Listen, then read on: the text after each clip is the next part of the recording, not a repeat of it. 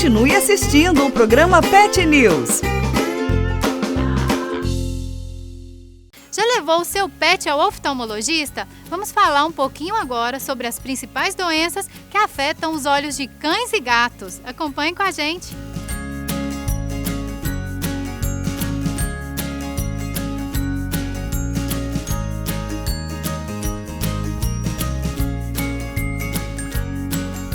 Doutora Ana Clara, é um prazer receber você aqui no nosso programa. Seja muito bem-vinda.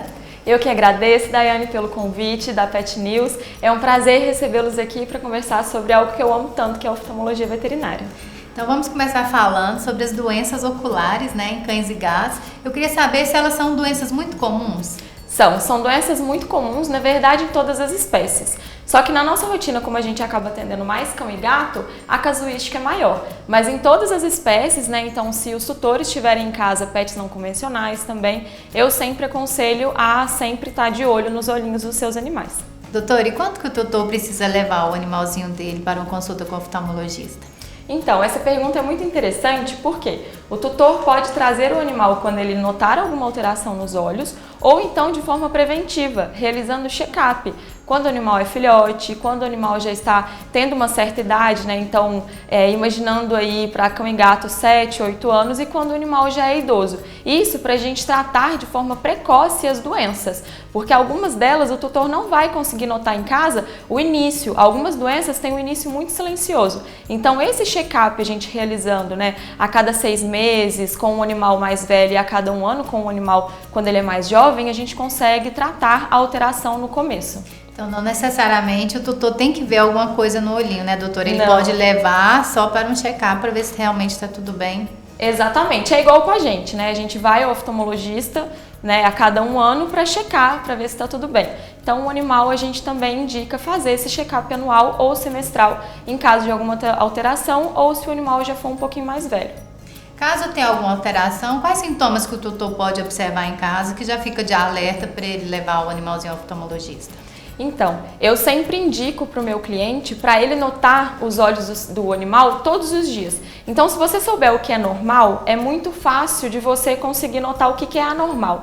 Então, a presença de secreção, aquela remela que ela pode vir com aspecto de pus, o aspecto esverdeado, que o tutor tem que limpar mais de 2, 3 vezes ao dia, o animal que apresenta um lacrimejamento, aquela lágrima que escorre, o olho vermelho, a perda de visão, o animal coçando muitos olhos, são sinais de que algo não está correto, que esse animal precisa de uma avaliação oftalmológica o quanto antes. Lembrando também, Daiane, que as doenças oftálmicas, elas podem vir acompanhadas de doenças sistêmicas. Então, o olho é uma forma de nos mostrar que o animal tem uma doença que não está acontecendo só ali nos olhos. Então é um alerta de que algo está acontecendo no corpinho do animal. Aconteceu com a minha cachorrinha, doutora. Eu vou até falar para o público. Ela sempre teve lágrima ácida, mas aí a lágrima dela aumentou muito. Certo. E quando a gente foi fazer um exame para ver o que estava acontecendo, a gente viu que ela estava com erliquiose. E o único sintoma foi essa lágrima, o aumento da lágrima, assim. Então realmente... Tem que ficar atento, doutora? E aqui no meu consultório, o que eu mais atendo, é interessante você falar isso, porque o que eu mais atendo é o animal que vem pra mim com o olho vermelho, um pouco de secreção, e daí eu vou avaliar os olhos, o animal tem uma inflamação, e quando eu vou pesquisar um pouco mais, esse animal vem com uma hemoparasitose, Aqui na nossa região é muito comum a doença do carrapato. Então, se o tutor notar em casa que está acontecendo alguma coisa com os olhos do animal, tem que correr, porque pode ser alguma alteração um pouco mais grave. Sim, a minha já estava ficando grave, graças a Deus deu tudo certo. Que bom! E quais as principais doenças oculares que você atende em cães e gatos, doutora? Apesar do cão e do gato serem 2 espécies domesticadas, a gente tem doenças muito diferentes para cada um dos dois. Então o cão ele vem mais com doenças imunomediadas, por exemplo, a doença do olho seco, que é muito comum, ele vem com catarata, úlcera de córnea, inflamações. O gato ele vem mais com doenças infecciosas, Então doenças sistêmicas infecciosas como FIV, FeLV, PIF, que vem com alterações oculares também. Então essas são as doenças mais comuns, mas se fosse para eu citar 3 mais comuns, com certeza eu falaria a úlcera de córnea, o olho seco e a catarata.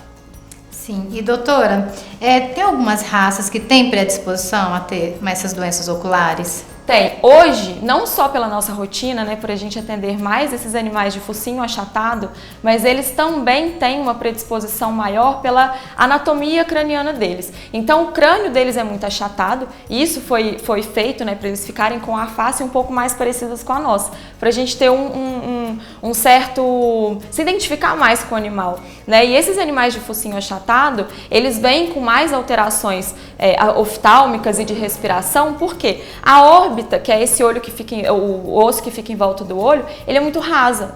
Então ela acaba empurrando o olho um pouco para frente e eles têm uma abertura palpebral muito grande. O olho fica muito exposto.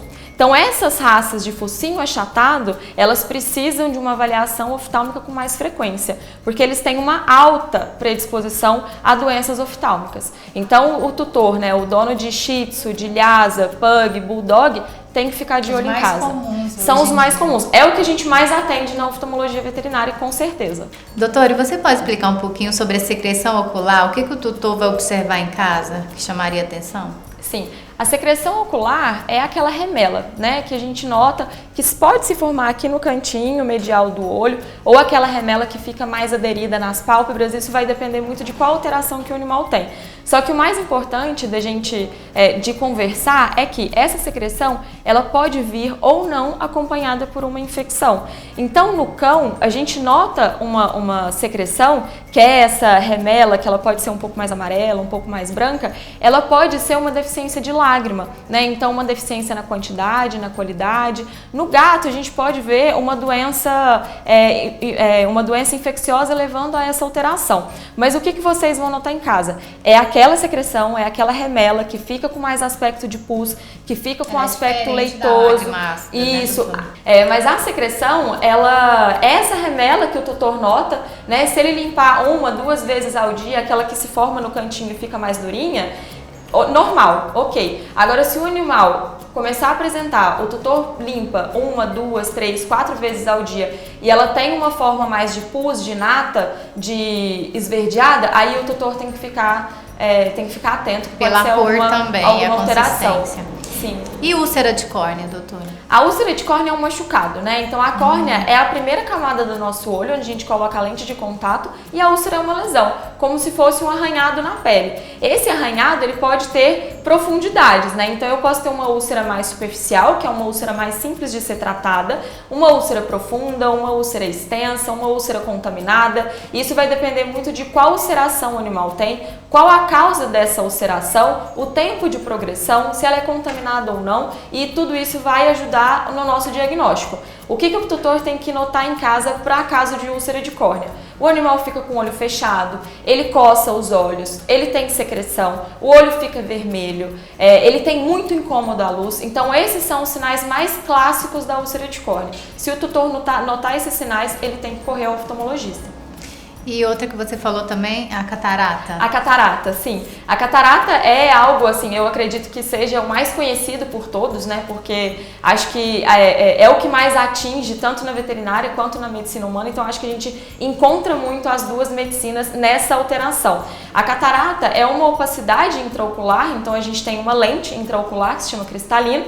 E dentro dessa lente, a gente tem uma opacificação. Então, o conteúdo dessa lente ele é transparente por natureza. E com o tempo, ou por alguma alteração, sendo primária ou secundária, a lente passa de transparente para opaca. E isso é a catarata, né? Lembrando que a catarata, ela tem o tratamento, e esse tratamento é cirúrgico. Não existe colírio capaz de dissolver, retardar ou promover a cura da catarata. Tá? É aquele embaçamentozinho que a gente aquele embaçamento. Vê, principalmente isso. Dos animaizinhos que estão mais velhos. Exatamente. E doutor, e todas essas enfermidades que você falou tem tratamento? Se a pessoa procurar a tempo, tem como tratar o olho do animalzinho? Todas elas têm tratamento, né? Alguns tratamentos cirúrgicos, alguns tratamentos clínicos, né? A gente tem doenças que levam a cegueira, por exemplo, de forma reversível, que é a catarata. A gente tem doenças que levam a cegueira irreversível, por exemplo, no caso do glaucoma, mas todos eles a gente tem que tratar. Isso é muito comum, né? O tutor chegar para mim no consultório e falar exatamente da forma que você me disse.